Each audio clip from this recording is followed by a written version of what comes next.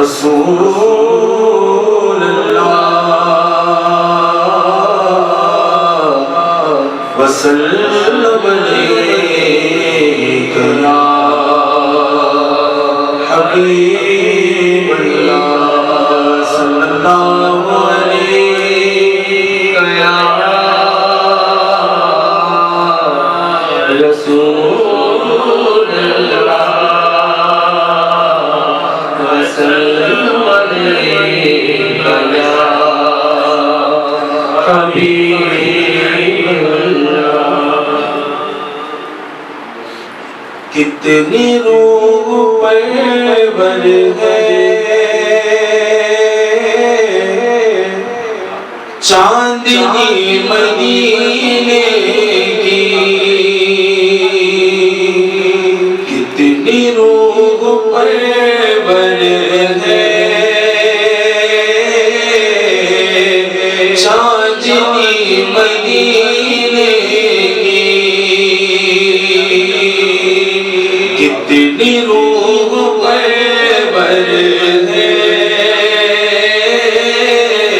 چاندنی مدینے کی، کتنی روح پرور ہے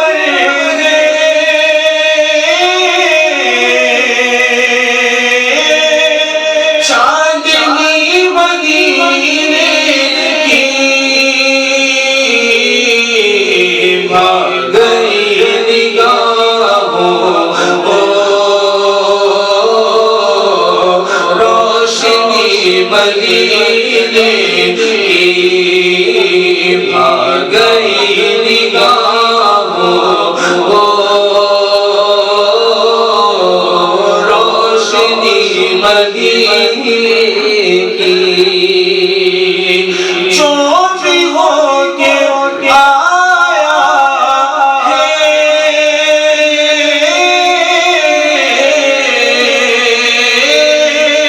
بس یہی وہ کہتا ہے، جو بھی ہو کے آیا ہے بس یہی وہ کہتا ہے، دل فریب و دلکش ہے ہر گلی مدینے کی، فریب و دلکش ہے ہر گلی مدینے کی، آ گئی نگاہوں روشنی مدینے کی، وہ کسی جو بھی ہو کے آیا ہے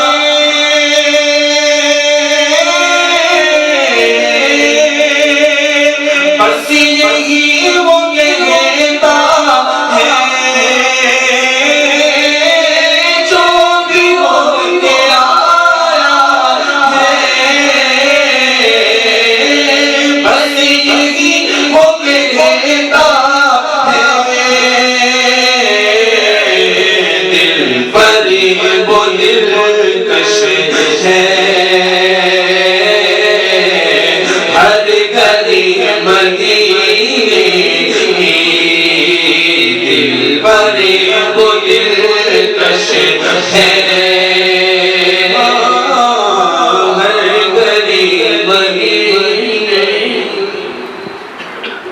تقریباً 5-6 سال پرانی بات ہے، میں مدینہ شریف میں تھا تو ایک حصہ ہے ریاض الجنہ کہلاتا ہے، جہاں سفید رنگ کی قالین لگی ہے، ٹھیک ہے،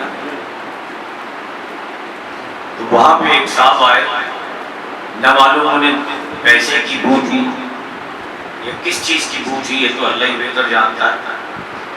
وہاں جب بندہ جاتا ہے تو اس کی ہر بو ختم ہو جاتی ہے، اور جس کی بو رہتی ہے وہ اس میں ہمیشہ بدبو رہتے ہیں. یہ میں دعوے سے بات کر رہا ہوں. جس کی بو وہاں جاتی نہیں اس میں ہمیشہ بدبو رہتی ہے. کیونکہ رب تعالیٰ نے اس سے بڑی کائنات میں جگہ نہیں بنائی.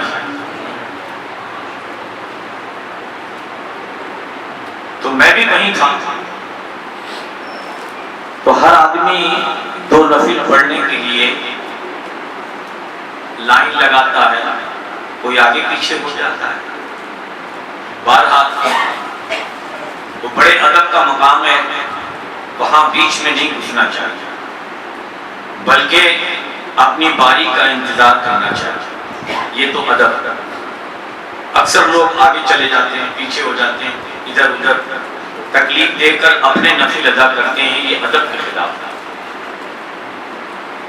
یہ بات میں نے اسے اس لیے کہی کہ اللہ جسے بھی یہ چیز نصیب کرے, اگر وہ یہاں سے ہٹ گیا تو جانا سب بیکار.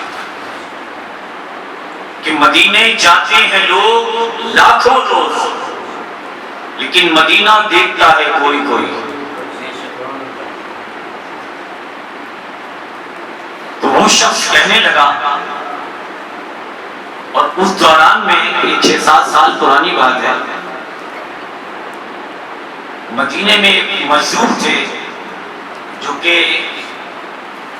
خالص سعودی تھے, عربی بولتے تھے. تو میری ان سے ملاقات بھی ہوئی 2-3-4 بار. ان کے ملنے کا ٹائم بھی عجیب و غریب تھا. جب سب سوتے تھے تو وہ جاگتے تھے,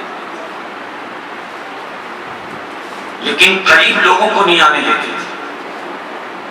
جب کوئی ان کے پاس آتا تھا تو چھڑی ان کے پاس ہوتی تھی ڈنڈی, اس سے مارتے تھے.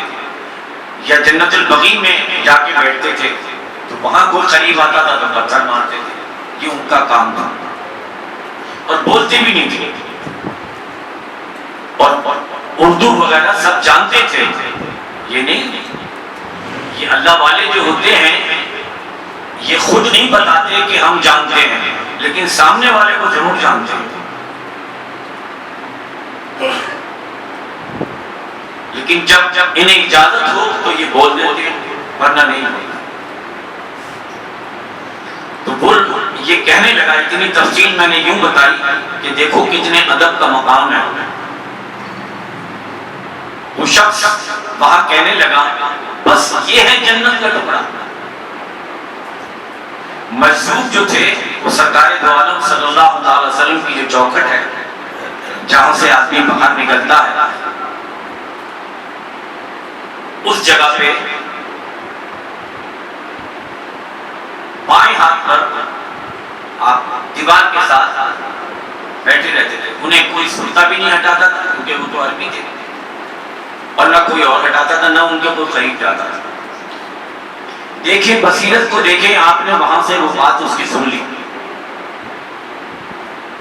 اور خاموش رہے. تو دن میں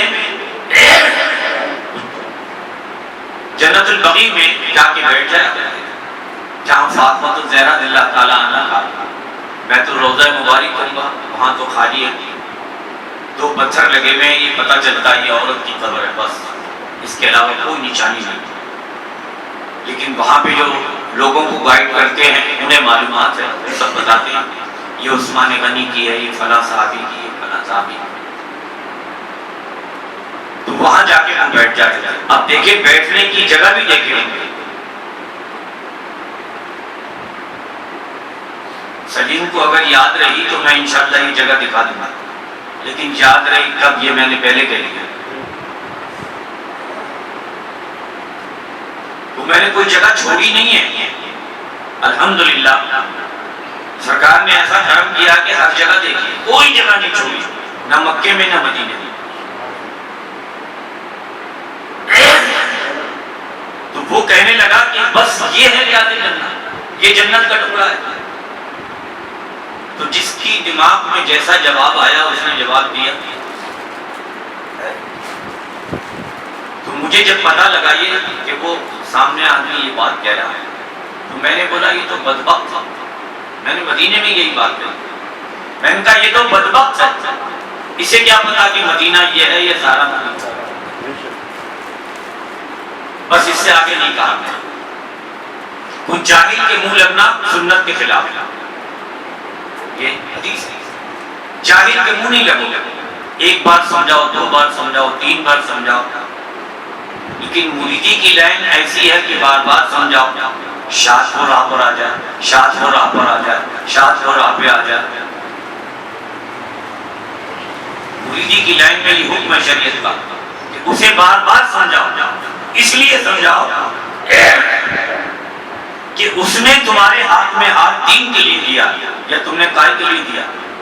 بولو نا مردوں کی طرح. اس لیے اسے سمجھاؤ، اس نے ہاتھ تمہارے ہاتھ میں دین کے لیے دیا تو دین کو بار بار کہو، بار بار سمجھو. جب رب چاہے گا تو اس کو ہدایت دے گا، ورنہ پیر کی اولاد کو بھی ہدایت نہیں ملتی جب تک رب نہ چاہے.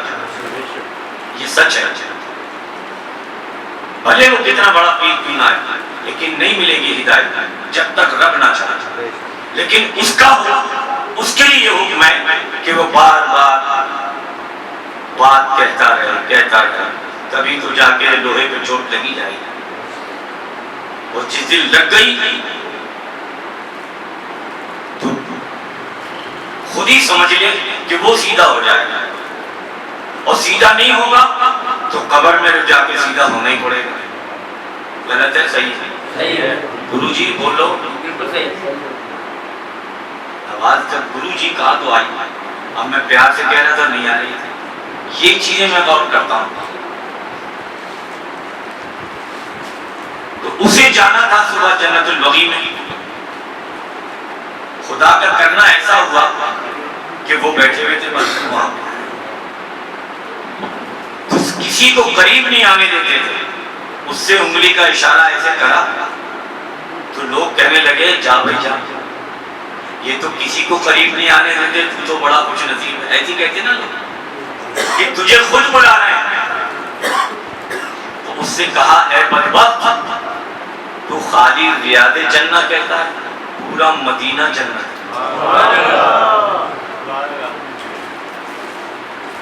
اب آپ دیکھیں ان کی بصیرت دیکھیں تو قدموں میں جس کے بیٹھے ہیں وہ تو خود ہی سماعت کو وسیع کر دیتے ہیں. ابو ہریرہ تشریف لائے، کہہ یا رسول اللہ میں آپ کی حدیث مبارک لکھتا ہوں، اکثر بھول جاتا ہوں. تو یہی تو چیز ہے، کون آیا کون گیا کسے نظر آتا ہے؟ اگر آ جائے تو پھر اس پر بھی ایمان آ جائے گا جو سنانا چاہتا ہوں.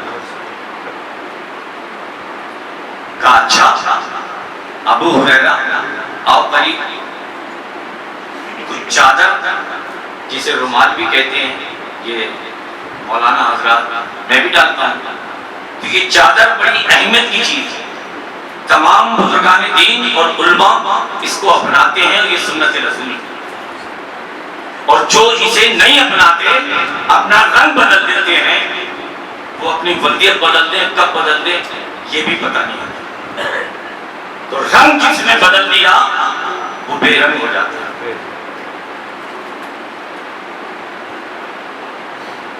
تو کیا ہوا؟ آپ نے ارشاد فرمایا چادر لا، اور ایسے ہاتھ کیا اور چادر میں ڈالا.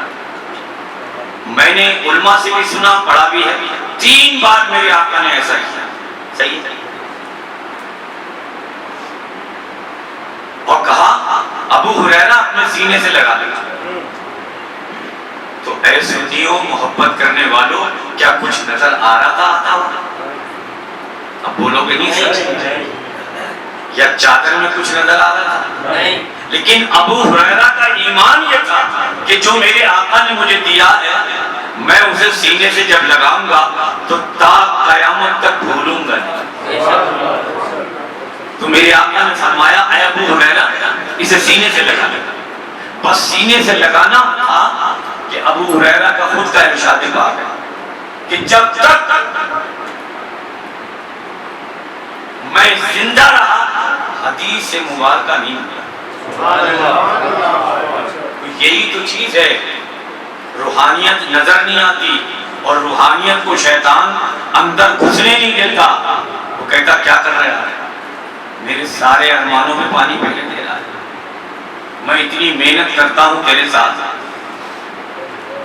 لیکن یہ بندے کی سمجھ میں آ جائے. بڑے کام کی بات بتائیے، کہیں تو پانی جا کے رکے گا نا، اور بغیر رکے پانی چلتا نہیں آ گیا. میں ہر رخ پہ گفتگو کروں گا. اگر ٹھہر جائے تو کیچڑ بن جاتی ہے، پھر سلیپ ہونے کا خطرہ رہتا ہے. پہلے ان کے لیے سمجھا رہا ہوں یہ باتیں. تو کیچڑ بننے سے پہلے وہ پانی اگر رواں ہو جائے تو خشک ہو جاتی ہے وہ جگہ. تو کیا ہوا؟ آپ فرماتے ہیں جب تک میں حیات رہا. ان کو تو پتا ہے نا میں کب جاؤں گا، ہم جیسے گناہگاروں کو پتا نہیں ہے، ان کو سب پتا ہے. فرماتے ہیں کہ جب تک میں حیات رہا میں کبھی نہیں بھولا آج تک. تو کیا کوئی ٹائنک یا کوئی معجون دے دی تھی کہ یہ کھا لو دماغ بھول جائے گا؟ نہیں، بلکہ وہ تو خود خزانے کے مالک ہیں. جو نظر نہیں آیا اور جو نظر نہیں آتا ہے اسی میں تو حقیقت ہوتی ہے. اگر نظر آ جائے تو حقیقت جو ختم ہو جائے گی، پھر تو قبضہ کر لے گا فوری.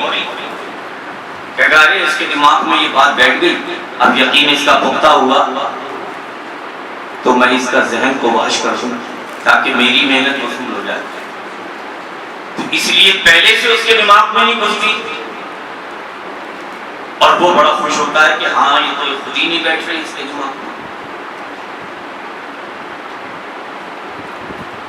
تو اللہ تبارک و تعالیٰ نے وہ طاقت میرے آقا صلی اللہ علیہ وسلم کو عطا کی ہے جو پوری کائنات میں کسی کو نہیں. جیسے رب کریم یکتا ہے اپنے رب ہونے میں، ایسی وہ امت کے لیے یکتا ہے، امت کے لیے یکتا ہے. وہاں کے تو اتنے عجیب و غریب واقعات ہیں. تو بات مجھے اس پر یاد آ گئی، انہوں نے یہ شعر پڑھا اور یہ بالکل حقیقت ہے. پورا مدینہ جنت، پورا مدینہ. اگر آدمی وہاں جا کے ادب کا دامن پکڑ لے، کوئی نوافل نہ پڑھے، کوئی تسبیح نہ پڑھے، یہ میں کہہ رہا ہوں، منزل مل جائے گی.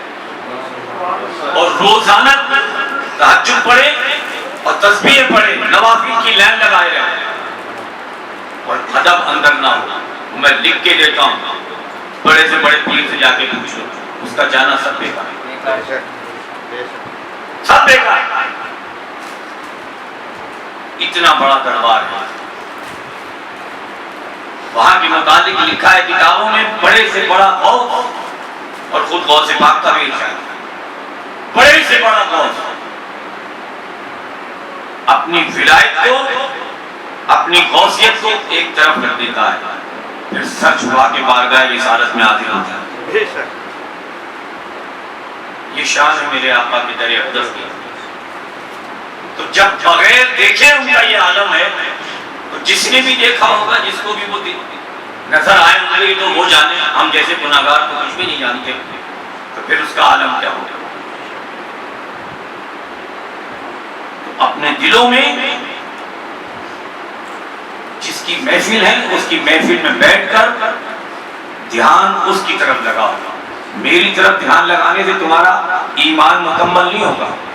اور سخت بات کہتا ہوں، جس کی محفلیں پاک ہے، جس کی نعتیں پاک ہو رہی ہے، جس کا کلام سن رہے ہو، ورفعنا لک ذکر، جس کی تعریف خود رب کر رہا ہے، اگر اس کی طرف دھیان چلا گیا تو تمہارا بیٹھنا یہاں مقبول ہو جائے گا، تمہارا بیٹھنا یہاں مقبول ہو جائے گا. اور اگر تم خالی اس چکر میں رہے کہ پیر کو دیکھتے رہیں، آقا کی نعت ہو رہی تو ادھر ادھر کی گفتگو کرتے رہیں، میں بہت شریعت کا پابند ہوں، اس معاملہ تمہیں کچھ بھی نہیں ملے گا. پہلے وہ منزل طے کر لو، پھر اس جگہ آنا. عشق احمد اپنی شمع اس کی دلوں میں جلاؤ اور ایسی جلاؤ کہ جب نعت ہو ارے تم نہیں دیکھ رہے وہ تو تمہیں دیکھ رہے ہیں. یہ تو امتی ہونے کا ثبوت دے دو کہ وہ تو تمہیں دیکھ رہے ہیں. ہم تو جہاں بھی دیکھتے ہیں یہی حال ہوا ہوا ہے. نعت پاک ہو رہی ہے, دنیا کی باتیں ہو رہی ہیں. بڑے شرم اور غیرت کی بات ہے. میرے آقا کا کلام ہو اور دھیان ادھر ادھر چلا جائے. میں تو یہ کہتا ہوں لالچ ہے اس زندگی پر, لالچ بیچتا ہوں زندگی پر, خواہ عورت ہو یا مرد. سرکار کی محفل سجی ہوئی ہو اور کلام عروج پر ہو اور دھیان ادھر ادھر ہو. اللہ تعالیٰ استقامت دے. وہیں سے جو بھی ہو کے آیا ہے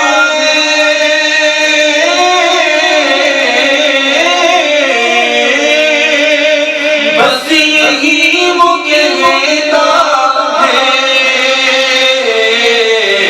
دل فریب و دلکش ہے ہر گلی مدینے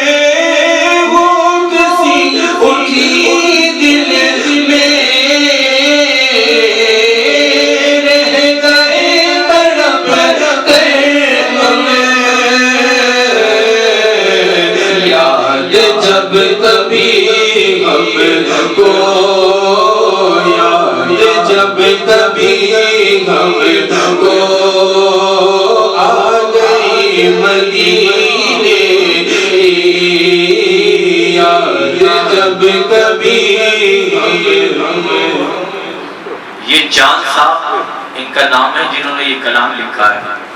وہ میرے پیر کے اتنے عاشق تھے یہ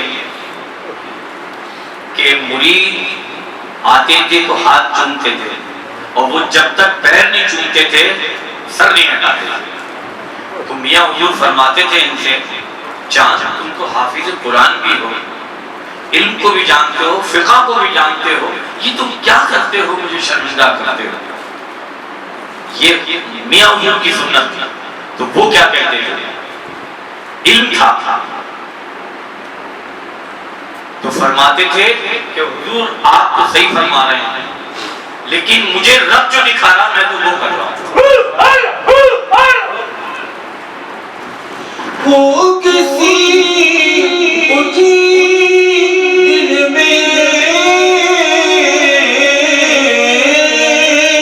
رہ گئے تڑپ کر ہمیں, یا جب کبھی ہم کو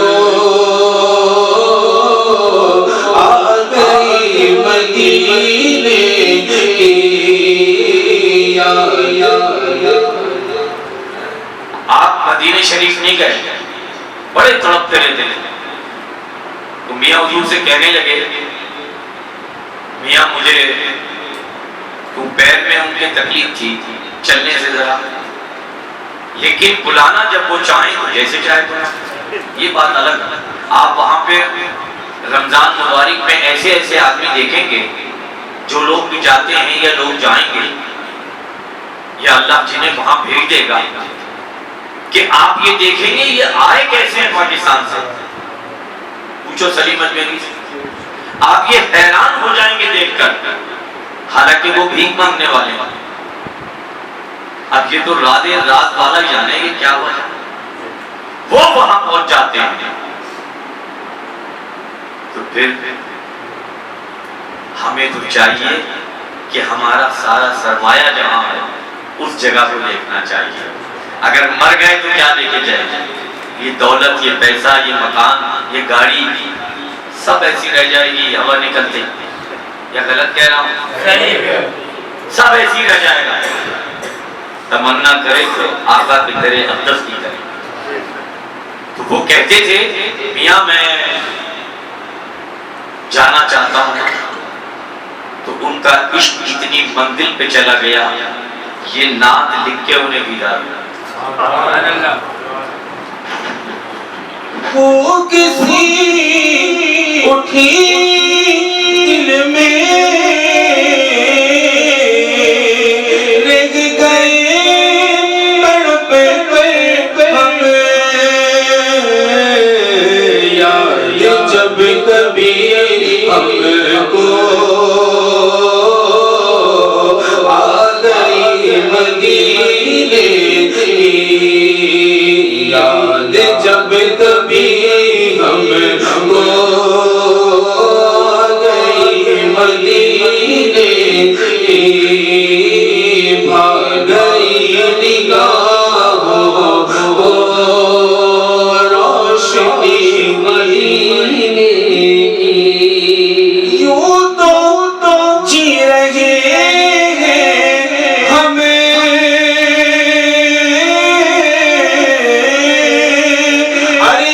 بھی کوئی جینا ہے،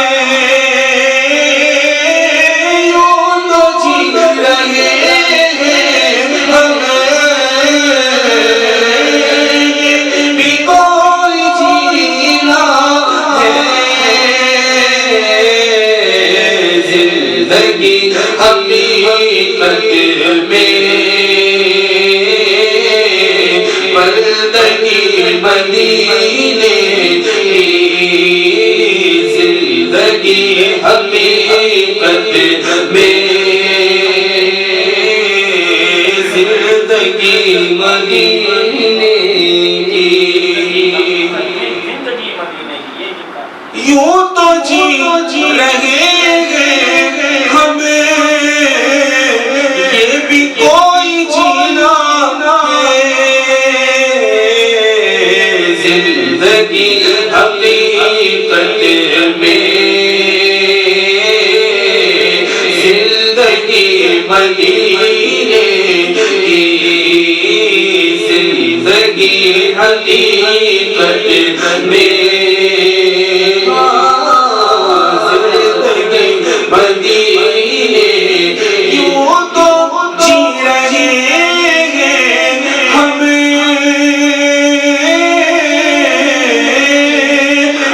یہ بھی کوئی جینا ہے، یوں تو جی رہے ہیں ہم، یہ بھی کوئی جینا ہے، زندگی حقیقت میں زندگی مدینے کی، زندگی حقیقت میں